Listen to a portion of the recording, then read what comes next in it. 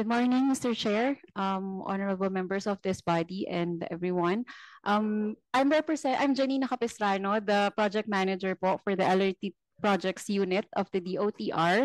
I will present the overview in behalf of USEC Jeremy. Papunta na po siya dito sa area natin. So this is the prepared presentation for this morning.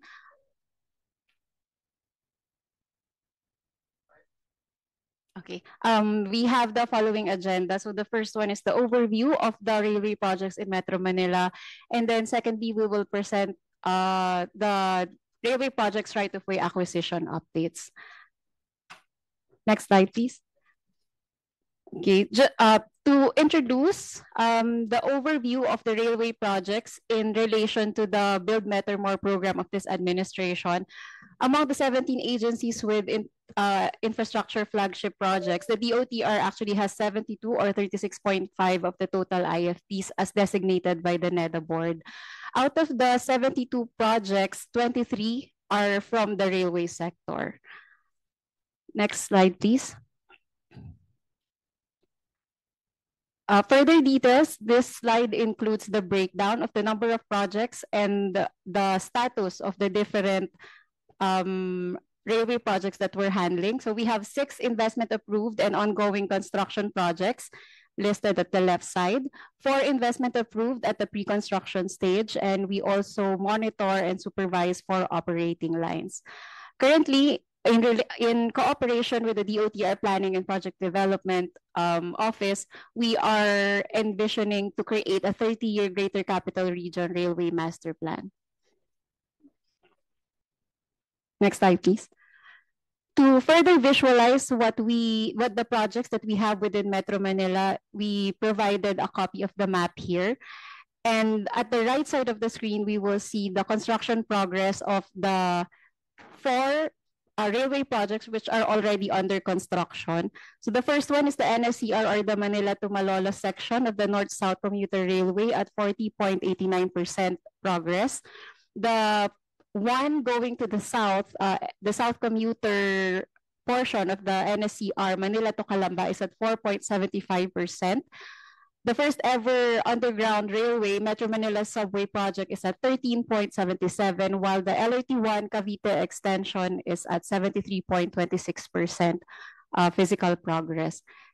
While the MRT4, the one that we are envisioning to run to the eastern portion of Metro Manila in Rizal, is under pre-construction. Next slide, please. Okay. Just to summarize the overall right-of-way progress of the major railway projects that we have mentioned, this screen shows the per component progress of right-of-way activities for each. So the second column shows the delivered right-of-way. This represents the number of parcels handed over to our contractors as of this date. The second component that we're looking at is the land acquisition, or the number of parcels acquired vis-a-vis the targets. The third one shows us the informal settler families relocation progress. And lastly, the utilities relocation performance. As we can see, the total railway right-of-way performance for the delivered right-of-way stands at 20.22%, as represented by 1,165 out of 5,762 parcels, which we need to hand over to our contractors. Land acquisition stands at 19.61%. ISF relocation is at 2.49%, while the utilities relocation completion is at 29.08%. We can see the breakdown in the several rows in this table, ma'am sensors.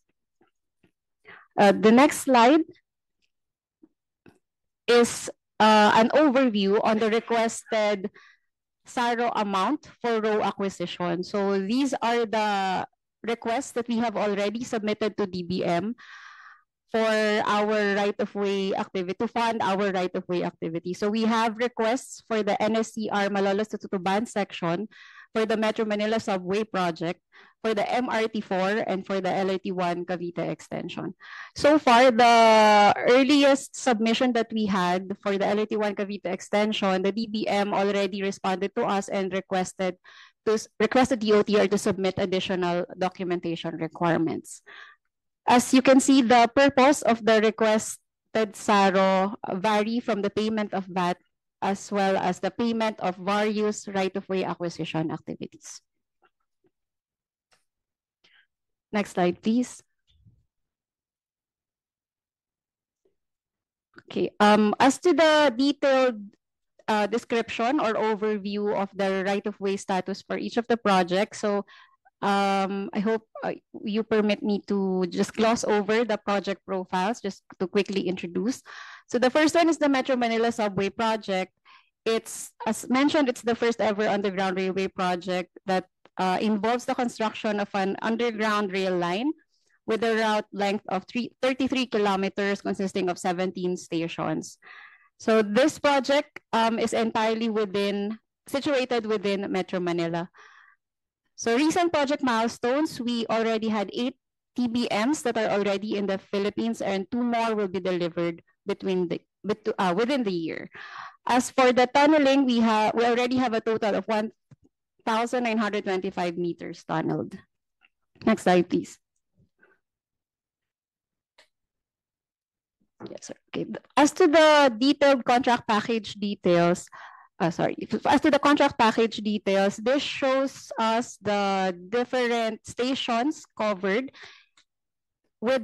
in relation to the different contract packages and the cities covered. We also provided here the commencement date of each of the mentioned contracts. But as to the right-of-way progress, the next slide will show us a similar tabulation as what was presented earlier, showing the contract packages, the cities and municipalities covered, the land acquisition, ISF resettlement, and utilities relocation progress. As you will see, the more recent packages that were awarded last year are still for commencement of the right-of-way acquisition activities. While the overall status stands at 48.96% for land acquisition, 74% for ISF resettlement, and 32% for utilities relocation. Next slide, please.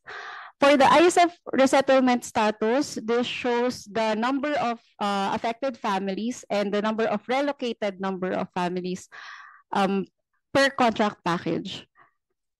We also provided here the target completion date by the implementing agency or our partner stakeholders. As mentioned, we are in cooperation, of course, with the different agencies and local government units. We also provided vis-a-vis the ISF resettlement status, the construction progress of the resettlement sites where we intend to relocate the affected families. So as far as the subway is concerned, the land needed for the resettlement sites are all already acquired. Next slide, please. We also provided in the presentation the issues and way forward, the proposed strategy and way forward per project.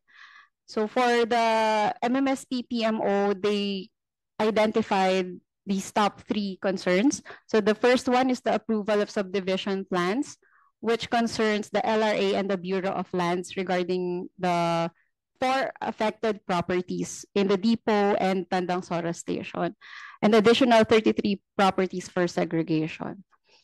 Another concern is the land acquisition, where we are requesting for copies of the TCTs from the RDOs for research and due diligence purposes. Our request is for the immediate release of the special issued papers by BSP for the release of requested TCTs. And as a general concern, we also provided here the raw budget challenge or problem that we are encountering, and you will see this actually across all the railway projects in this presentation. The request for SARO for road acquisition amounting to 3.7 billion, specifically to the subway, for the subway project. So our way forward is to coordinate closely with DBM to ensure timely release of SARO and other budget requests such as MCA. Next slide, please.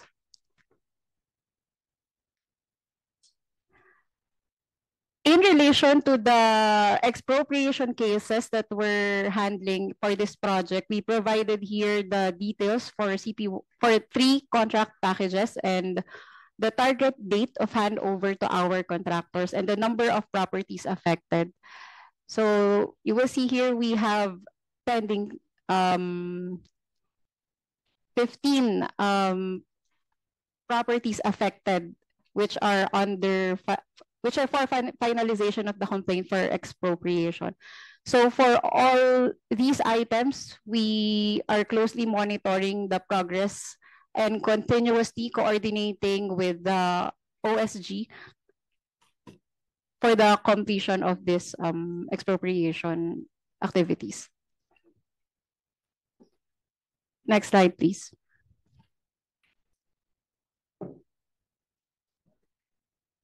Okay, the second project is the North-South Commuter Railway project, the Malolos to Tutuban section.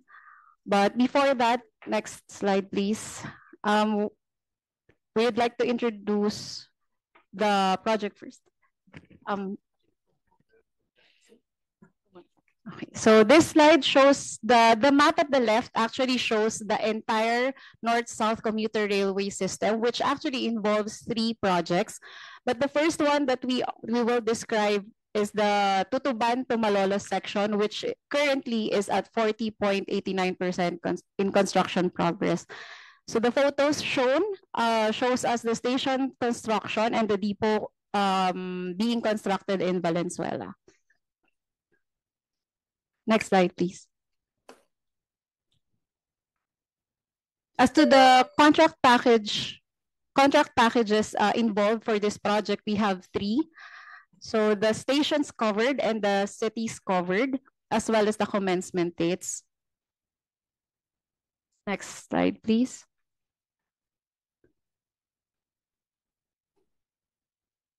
As to the overall right-of-way progress, this shows us the progress on land acquisition for this section already stands at 89.82% for land acquisition, 21.94% for ISF resettlement, and 82.54% for utilities relocation. Being the project that already started since 2019, this is actually the section of the NSCR system which has the most progress in terms of construction. Next slide, please. As for ISF resettlement, this also shows us that the target completion by the implementing agency on the resettlement is actually completed, except for one section, which is targeted for 4th quarter of 2024. And similar to the subway project, the status of land acquisition for the construction of resettlement site is already acquired. Next slide, please. For the issues and way forward, the Project Management Office actually enumerated 4 concerns. So the first one is regarding the uncooperative barangay officials and project affected persons in the conduct of detailed measurement surveys to appraise the structures to process offer to buys. I forgot to mention earlier, we also included in the presentation our assessment on the implication on cost and timeline of the concerns being raised. So for this one, no cost and timeline implication yet, as Meralco will deploy interim relocation to prevent disruption of this package contractor works. For the proposed way forward, DOTR will proceed to expropriate, and currently we are compiling the requirements for endorsement to OSG. For the next one, for the ISF relocation, the issue is the relocation activities, particularly for affected ISFs in the Manila area, which needs to be conducted immediately. The implication is delay in the handover of lot, which will eventually affect our overall project timeline. Our proposed way forward is to seek for continuous support and cooperation of the affected local government units. And similarly to what we represented earlier for the first project, we also included here the request for SARO as one of the issues. So for the NSCR Malolos to Tutuban section, we requested for an amount of 122 million to DBM. And as mentioned, we have the similar way forward because we have not yet received any feedback from DBM on this matter. And then the next slide shows us the details of the expropriation concern for this project for one contract package, which involves 4 properties for finalization of complaint for expropriation with a similar cost implication and proposed way forward as the previous project. Next slide, please. So for the next one is the south portion of the NSCR system, which runs from Manila to Calamba. So this section involves the construction of a railway line with a route length of 56.86 kilometers consisting of 19 stations. Compared or relative to the previous project, this one has the most recently awarded contracts for construction. The next slide will show us, next slide please, the different contract packages for this segment of the NSCR system. As you will see, most of the contracts, actually almost all of the contracts were already awarded just last year, middle and late last year. Okay. Next slide, please.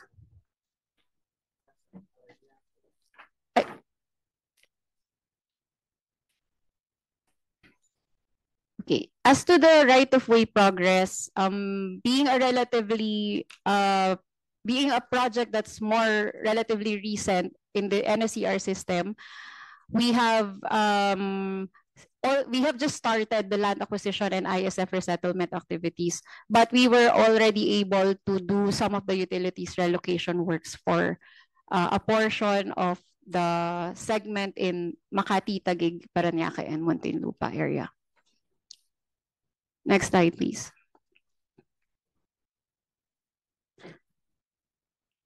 As to the status of resettlement, we are closely coordinating with our partner implementing agency, the SHAFC, for the construction of the resettlement site.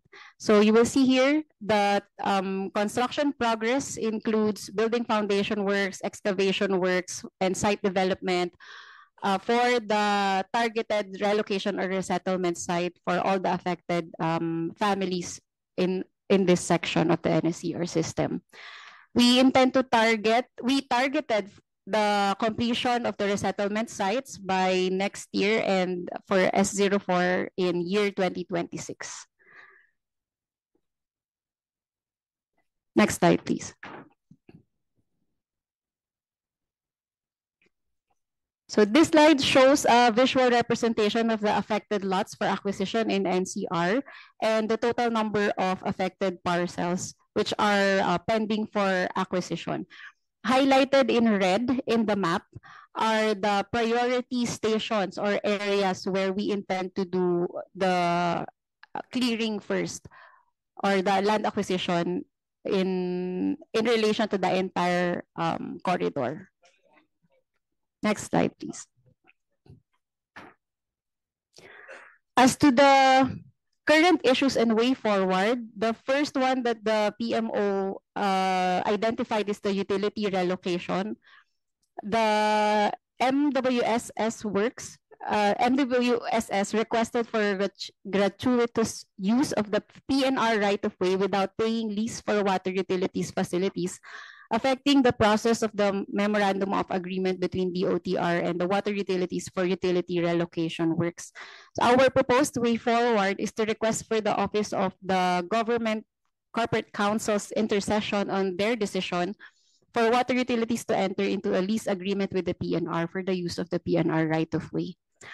As for land acquisition, 73 out of 134 lots in S01 or the Manila section will undergo extrajudicial settlement of estate due to encumbrances in the title. And 22 out of the 47 lots in the España area will undergo EJSE and they also have an issue in parcellery data. So our proposed way forward is to continue assisting the landowners in processing their EJSE and lifting their encumbrances. And we also assist in the conduct of due diligence for lots with issues in parcellery data. As for we also assist in the preparation of the expropriation case profiles. For the ISF relocation in Parañaque, the concern raised is that the approved relocation site for the NHA Parañaque ISFs are not yet provided with utility services. So this will delay, the implication is a delay in the full approval and construction of the site for the NSCR extension project affected persons, and will also delay the relocation of the affected persons from the project right-of-way. For this one, we request for the LGU to fast track the allocation of budget for the utilities in the NHA relocation site.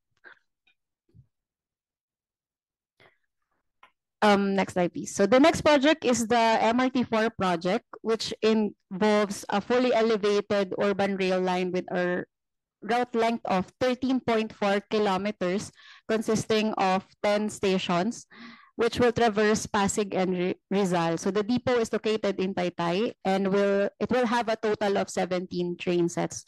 Right now, since this project is in pre-construction stage, there are ongoing socio-economic survey activities as well as ground validation for parcellery surveys. Next slide, please. So this slide shows not necessarily the right-of-way progress, but the extent of the land acquisition, ISF resettlement, and utilities relocation works that we are expecting to do for this project. So the affected cities and municipalities are also shown in the screen. And next slide also shows the status of resettlement, but being a project that's the most recently approved by the NEDA board, we are currently doing pre-construction and parcellery survey works on the ground for this project. So no resettlement done yet. Next slide, please. As we have also presented earlier, the MRT4 project also requested for SARO for row acquisition amounting to 2.08 billion, which was submitted to the DBM last May 9. So we proposed the same way forward on the continuous coordination of the DBM. Okay, the last project that we're presenting is the LRT1 Cavite Extension Project. So this involves the construction of around 11.7 kilometers of railway consisting of 8 stations. The construction progress of the entire line is at 73.26%, but the targeted operations date for the first section, the first 5 stations out of the 8, is actually set for the 4th quarter of this year. Next slide, please. As for the contract package details, so the first package, the one that we are targeting to already operate by the end of the year, actually started construction works in June 2019. While the packages 2 and 3, we are closely coordinating with the concessionaire on the continuation of the construction and studies that's needed for the rest of the line. Next slide, please.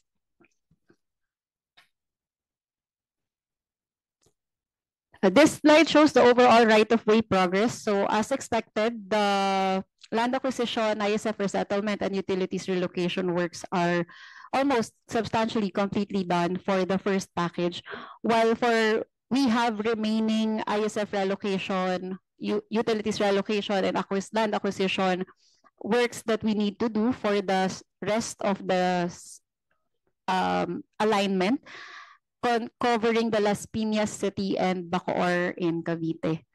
But overall, the land acquisition stands at 54.87%. ISF resettlement stands at 54.56% progress, and utilities relocation work stands at 59.24%. Next slide, please. As for the ISF resettlement status, as expected also, the resettlement for the families in Parañaque is already completely done. Actually, thanks to the help of the LGU on this matter. And then we have remaining ISF resettlement for packages 2 and 3, covering mostly the affected ISFs in Bacoor, Cavite. So for those packages, we already have the resettlement site ready in General Trias, Cavite, and we are closely coordinating with the Bacoor LGU. In fact, we have already downloaded to them the funds that's needed for ISF relocation for the remaining number of families that needs to be resettled. Next slide, please. As for the issues and the way forward, just one remaining concern that we want, we need to close for the package 1. It's the pending issuance of the title for the affected PRA reclaimed lots. So our proposed way forward is to ask for DNR's assistance in fast-tracking the application of the special patent for the said PRA properties. For package 2, on the land acquisition, due to the C5 Quirino flyover project of the DPWH, the project alignment was realigned. Thus, the new set of properties will be acquired. So the proposed way forward is for us to download the funds to LRTA for the acquisition of these lots. And we have already submitted to DBM the request for SARO for 1.45 billion last 27 of March. So this is the SARO request, which is still for the compliance of the OTR on the request for documents by the DBM. Next slide, please.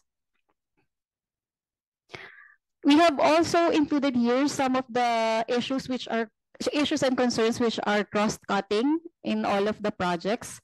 So the first one that we identified is the improvement of the DOTR's disbursement capacity.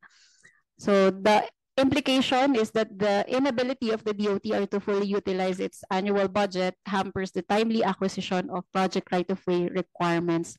Our proposed way forward, and the one that we've been working on with the, of course, with the leadership of our undersecretary, is to hire, train, and capacitate more right-of-way personnel. Second is the difficulty on the part of the project affected persons to acquire identification cards and other relevant documents and certifications. So we experienced that vulnerable and indigent PAPs that note that they cannot afford the fees required for alternative documentation such as affidavits and barangay certifications.